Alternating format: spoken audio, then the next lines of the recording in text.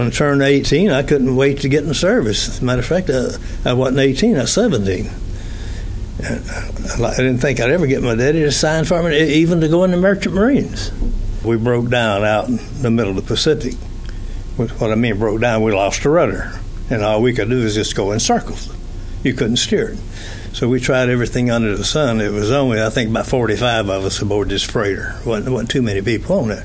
So it wouldn't go straight. No matter what we tried, it wouldn't go straight. What kind of message do you have for those folks who raise their hand today and say, I'll support and defend the Constitution of the United States of America against all enemies, foreign and domestic? Yeah. I'm proud of them. I'm proud that they're able to do that. If I said the word patriotism, what would you say? What would the Bill Breeland version of the definition of patriotism be? Well, as I have been taught, you honor the flag and you honor the people that's in service, serving your country, like the president and the rest of the people up there, your commanding officer and those people. And if you were with a group of kids, maybe 12, 13, 14-year-old boys and girls, what message would you have for them about this great country that you've served in, and that you're now going to have to pass it on to them? Hey, you guys, you're the folks who are coming up behind me. Mm-hmm. What would you tell them? I tell them to keep their head up and to follow after the elders, the people that they see that around about them that are observing the laws and observing the Constitution, and that's what they need to do in order to be American. So you're one of the first class with the Posse. Yeah, right. What made you do that? And it had a chance of getting out with your fellow, most of them military, and just something to carry on. You're still showing your patriotism, I guess you'd say, and your love of your country. We always was patriotic in my age, you know. You see the flag going up, you stop and you salute, you know. Still today, we still do that. Matter of fact, they still play the national anthem at the base at 5 o'clock in the evening. And if you get caught out there at 5 o'clock, you stop your car and you get out and you salute the flag. We trust in God that all things are possible. I still believe that, of course, you know, talking about moving mountains. People said it can't be done. Well, you don't ask God for impossible things that you don't really need. I mean, you know, why ask Him to move a mountain, even though that you believe He can do it? Why ask Him for $1 million? What you need $1 million for? I ask Him for what I need, and that's all we need to ask for. And so we can trust God for things that we need. You're part of what they call the world's greatest generation. Right. What does that mean to you? The greatest generation means to me that everybody that was here was, whether it was a banker, we needed bankers, we needed people to hold the country together. We needed school teachers, everybody couldn't go to service. They had to be here to keep the country running. And I say that the greatest generation, not necessarily the servicemen that went. It was also the people, the women that went to the factories, helped build the planes, war supplies. We needed farmers for the food, so they were all the greatest generation. And remembering the Depression, just coming off the Depression, that helped us be able to cope in a lot of things to do without during rationing and those times. But then after we came back, we split up, never saw them again, but you wonder about those, and we know those that I came back from overseas with were all right, but what about the ones I went through boot camp with? How did they end up? I know a lot of them went to Iwo Jima and points all over the Pacific.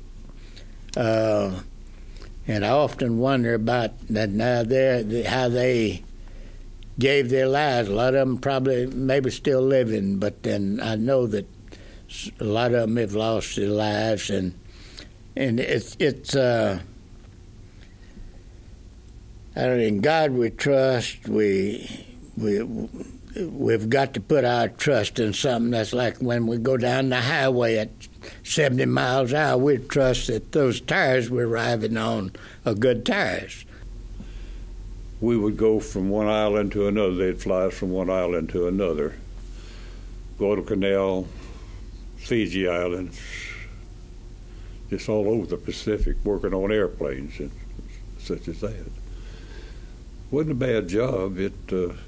And we had a few exciting times. I mean, we put up with a lot of stuff, but we didn't have any actual fighting ourselves. We went in a foxhole someplace and stayed there till they quit blowing us up, and that was it. We realized more after we was there a while. We realized more what was going on, and we couldn't understand why we was doing what we was doing until they sent us out in the ocean.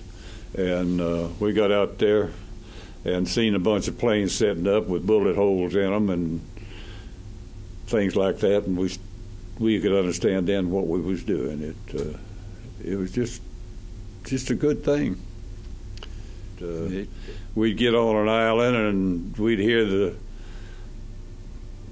bomber warnings and such as that, and they'd tell us to go to a foxhole someplace, and we'd go there.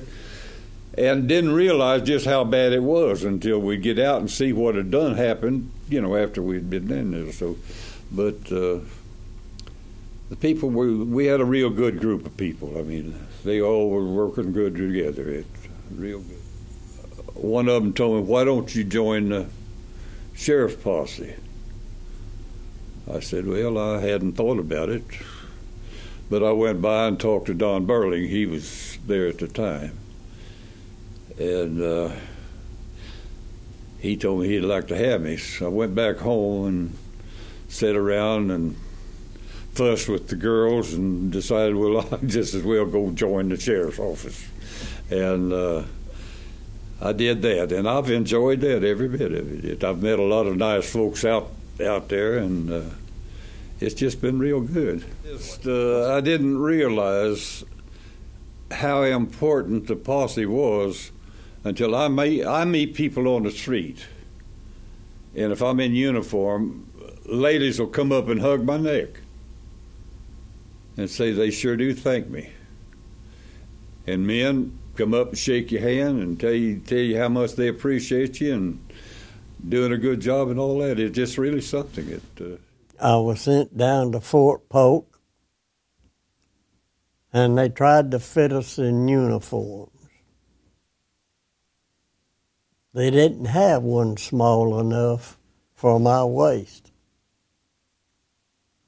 So I went around in a pair of slacks and an army shirt, I guess for 3 weeks.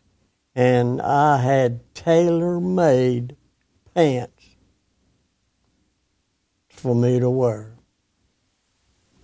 So how small were you? I was 23 inches in the waist. No kidding. And after I got there, I was sent to gunnery school up in northwest Texas. And the third day out, when we had to pick up those guns and carry them to the plane, is when I got out of gunnery school. I was not capable of carrying that 75-pound gun. So they kept saying, well, are they letting babies in? I said, no, sir. I'm 18 years old. Well, I ended up in tech supply. I could tear down one of their instruments, put the springs back in it, and it was operational. So I did not pick up a gun and shoot anybody. All I done was make sure the instruments that they had on that plane worked and they can do their job. And when the war ended, I was on a one of 6 Lend-Lease vessels that was moving our squadron from Naples, Italy to Okinawa. The 5 ahead of me had got through the canal. Then they dropped the atomic bomb and it ended, and the message come out, all vessels in the Atlantic Ocean proceed to New York City. So I watched 4 of my comrades in flight go through the canal and go to the Pacific, and I went to New Jersey. 05, beginning of 06, it was an encouragement of a neighbor who happens to be head of paroles and probation up in this area. He suggested I get in the posse. He said there are a lot of widowers in there and a lot of retired military. He said, you'll fit right in. And I'm glad I did. I've enjoyed it. What do you think the correlation of service to your country versus now to service to your community? How does that play into you? How do those tie together for you? I guess you develop a attitude of helping people out, serving when you're in the military. They say it's a wartime type thing, a military organization, but really you're dealing with people. And you're moving around a lot. Every 2 years we move, so consequently you're gaining friendship of people in a very short notice. It doesn't take long to get friends in a neighborhood and develop a relationship in the community. In the same way as the sheriff's department, we're here to help people out, and we're able to put people at ease, I think. Most of us can stop, talk with some person, and put them right, relax them right on the spot there. What were some of your fondest memories of serving in those early years? Locations or maybe places you had been, or being away from home and family? What were some of your fondest memories? I think probably the fondest was a world cruise in 53 and 54. We spent 10 months going from the East Coast through Mediterranean, through the canal, over Singapore, India, Singapore, up Japan, and down Australia, which was a wonderful place for American servicemen then, because they appreciated the fact that we saved them from the Japanese during the Battle of Coral Sea. And Admiral Halsey was called back to active duty, and he flew his flag on our ship down in Sydney and in Melbourne. So that was a noteworthy cruise for a single guy. It wasn't too good for the married guys. I think everybody should, every male, whether he's handicapped or not, should have 2 years of military service, and then offer them a reenlistment bonus, or have them either go through 2 years of junior college or 2 years of vocational training. So they get 1, discipline, and 2, they get a chance to get out and get an education or a training. World War II generation was called our world's greatest generation. Why do you think that is, and what does that mean to you?